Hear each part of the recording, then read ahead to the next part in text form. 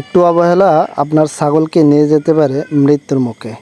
আমার এই ছাগলটি দেখতে পাচ্ছেন গলায় ফোলা রোগ হয়েছে। এই ফুলে যাওয়াও অনেক সময় গলগণ্ড রোগ, গলায় ইনফেকশন হয়ে আপনার ছাগল মারা যেতে পারে। আসসালামু আলাইকুম রহমতুল্লাহ। অতি গুরুত্বপূর্ণ একটি ভিডিও নিয়ে আপনাদের মাঝে হাজির হলাম। তো আপনারা দেখতে পাচ্ছেন ছাগলের গলায় ফুলে যাওয়া একটি প্রবলেম হয়েছে আমার খামারে। তো আপনারা আজকে এই ভিডিওতে দেখবেন যে কিভাবে এই লক্ষণ যদি হয় তাহলে কিভাবে এটার চিকিৎসা করবেন, আর চিকিৎসা না নিলে কী হবে সেটার বিস্তারিত দেখাবো। সম্পূর্ণ ভিডিও দেখবেন ইনশাল্লাহ।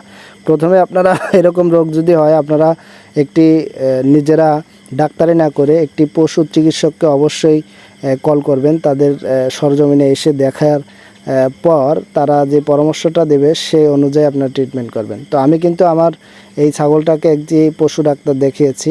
তো তিনি বলেছেন এটা এরকম ছাগলের হয়ে থাকে, আপনারা এটাকে বালিতে মানে গরম সেক দেওয়া। তো আমি একটি নষ্ট তেনার মধ্যে বালি গরম করে সেই বালিটা সেক দিচ্ছি ছাগলের যেই গলায় নিচে আর কি ফুলে গিয়েছে।